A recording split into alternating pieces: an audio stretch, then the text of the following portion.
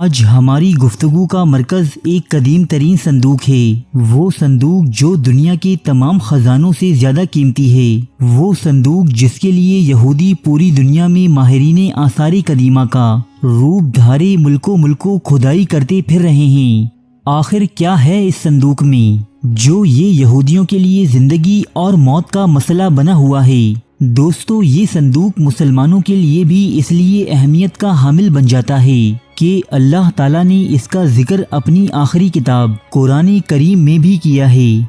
ترجمہ: اور بنی اسرائیل سے ان کے نبی نے کہا کہ طالوت کی بادشاہی کی یہ نشانی ہے کہ تمہارے پاس وہ صندوق واپس آئے گا جس میں تمہارے رب کی طرف سے سکون و اطمینان ہے، اور کچھ بچی ہوئی چیزیں ہیں ان میں سے جو موسیٰ اور ہارون کی اولاد چھوڑ گئی تھی۔ اس صندوق کو فرشتے اٹھا لائیں گے، بے شک اس میں تمہارے لیے پوری نشانی ہے اگر تم ایمان والے ہو۔ سورہ بقرہ آیت نمبر 248۔ اسی آیت کی وجہ سے اس صندوق کو تابوت سکینہ کہا جاتا ہے۔ قرآن کے مطابق اس میں ایسا سامان موجود ہے جس سے دل کو سکون اور راحت ملتی ہے۔ تفاسیر کے مطابق یہ صندوق سب سے پہلے حضرت آدم علیہ السلام پر جنت سے اتارا گیا تھا۔ یہ شمشاد نامی لکڑی سے بنا ہوا تھا۔ اس مقدس صندوق میں حضرت آدم علیہ السلام اپنا ضروری سامان رکھا کرتے تھے۔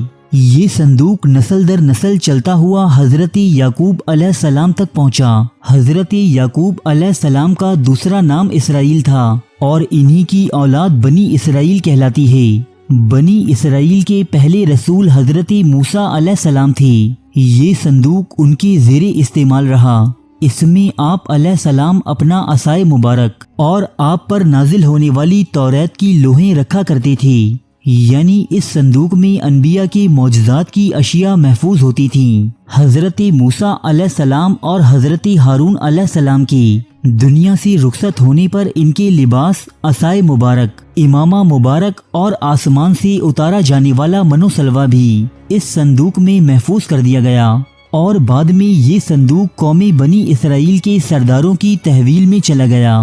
بنی اسرائیل کے لوگ اس صندوق کا بے حد احترام کرتے تھے۔ اس کی وجہ یہ تھی کہ اس صندوق کی برکت سے ان کو بہت زیادہ فوائد حاصل ہوتے تھے۔ کبھی ان پر کوئی آسمانی آفت نازل ہوتی تو یہ تابوت سکینہ کے وسیلے سے دعا کرتے اور اس سے نجات پا لیا کرتے۔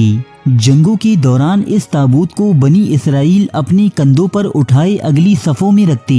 ان کا یقین تھا کہ تابوت سکینہ ہی کی بدولت انہیں فتوحات نصیب ہوتی ہیں۔ یہ قوم بہت ہی عجیب و غریب عادات کی مالک تھی۔ ایک طرف تو صندوق اور اس میں موجود اشیاء کا احترام اس قدر کہ تصور بھی نہیں کیا جا سکتا، دوسری طرف اللہ کے احکامات سے مکمل روگردانی کرنا ان کا معمول بن چکا تھا۔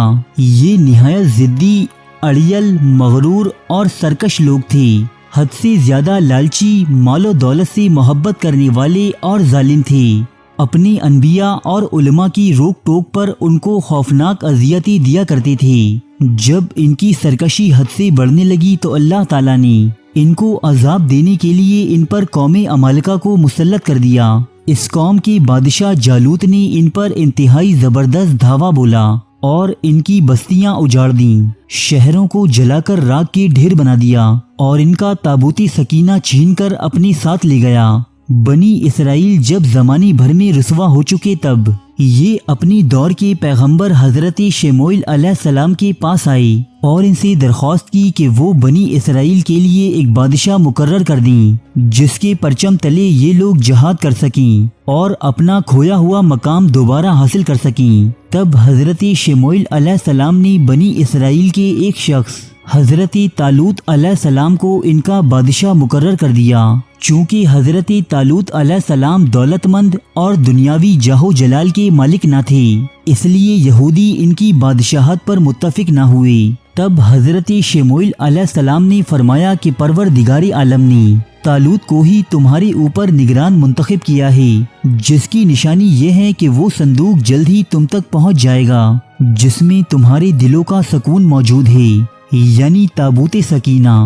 اس پر سرداران بنی اسرائیل ان کا مذاق اڑانے لگے، کیونکہ وہ قوم عمالقہ کی غضبناکی سے اچھی طرح واقف تھے۔ اور جانتے تھے کہ ان کے قبضے سے اس تابوت کا واپس ملنا ناممکن تھا، جبکہ دوسری جانب قوم عمالقہ نے تابوت سکینہ کو بنی اسرائیل سے چھین کر گندگی کے ڈھیر پر پھینک دیا تھا۔ تابوت کی اس بے حرمتی پر اللہ کی طرف سے قوم عمالقہ پر اللہ کا عذاب نازل ہوا۔ ان کے شہروں میں ایک عجیب سی وبا پھوٹ پڑی جس کا کسی حکیم یا معالج کے پاس کوئی علاج نہ تھا۔ لوگ بہت تیزی سے لقمۂ اجل بننے لگے۔ اس قوم کے کاہنوں نے حساب لگا کر بتایا کہ اس عذاب کی وجہ تابوت سکینہ کی شدید بے حرمتی ہے۔ چنانچہ قوم عمالقہ نے اس صندوق کو ایک بیل گاڑی پر رکھا اور اسے شہر سے باہر ہاک دیا۔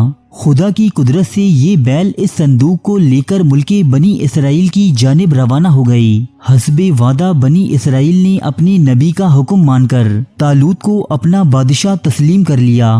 بعد ازاں حضرت طالوت علیہ السلام کی قیادت میں بنی اسرائیل نے قوم عمالقہ پر فتح حاصل کی، اور اسی جنگ میں حضرت داؤد علیہ السلام نے تابوت سکینہ کی بے حرمتی کرنے والے دیو کامت انسان جالوت کو زمیں بوس کیا۔ طالوت کے بعد حضرت داؤد علیہ السلام کا دور آیا۔ آپ کے دور تک تابوت سکینہ کو انتہائی احترام کے ساتھ ایک خیمے میں رکھا جاتا تھا۔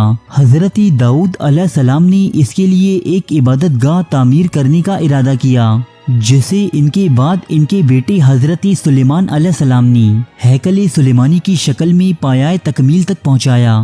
اس ہیکل کے اس حصے میں جہاں تابوت سکینہ موجود تھا، سوائے انبیاء اور بنی اسرائیل کے علماء کے کسی کو جانے کی اجازت نہ تھی۔ حضرت سلیمان علیہ السلام کی وفات کے بعد آپ کی انگوٹھی مبارک بھی اسی تابوت میں محفوظ کر دی گئی۔ سلیمان علیہ السلام کے بعد یہ قوم اس قدر گمراہی میں ڈوب چکی کہ اللہ تعالیٰ ان سے سخت ناراض ہو گیا۔ یہ حضرت عیسیٰ علیہ السلام کی پیدائش سے 586 سال پہلے کی بات ہے کہ بابل کے بادشاہ بخت نصر نے اسرائیل پر چڑھائی کی اور یروشلم کی اینٹ سے اینٹ بجا دی۔ لاکھوں یہودیوں کو غلام بنا کر بابل لے گیا۔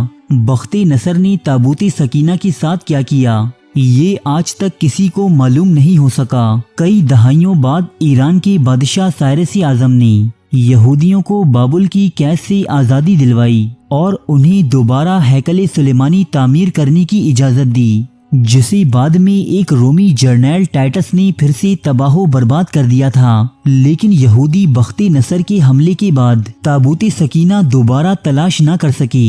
یہودیوں کا ایمان ہے کہ ہیکل سلیمانی کی تعمیر اور تابوت سکینہ کی دوبارہ بازیابی سے قبل وہ کبھی دوبارہ اپنا کھویا ہوا عروج حاصل نہیں کر سکتے جو انہیں حضرت سلیمان علیہ السلام کے دور میں حاصل تھا۔ اسی لیے آج دنیا بھر کے یہودی تابوت سکینہ کی یاد میں ہیکل سلیمانی کی باقیات یعنی مغربی دیوار سے لپٹ لپٹ کر روتے ہیں۔ تابوت سکینہ کی موجودگی کے حوالے سے دور حاضر میں مختلف آراء پائی جاتی ہیں۔ کوئی کہتا ہے کہ یہ حضرت سلیمان علیہ السلام کے محل کے کسی حصے میں دفن ہے، تو کوئی کہتا ہے کہ یہ بحیرہ مردار کے کسی غار میں چھپایا گیا ہے، کوئی ایتھوپیا تو کوئی انگلینڈ، اور بعض لوگ ہندوستان کو بھی تابوت سکینہ کا موجودہ مسکن قرار دیتے ہیں۔ سوائے پروردگار عالم کے اس مقدس تابوت کے بارے میں کوئی کچھ نہیں جانتا، اور وہی اسے ایک دن اس کے وقت مقررہ پر ظاہر بھی کر دے گا۔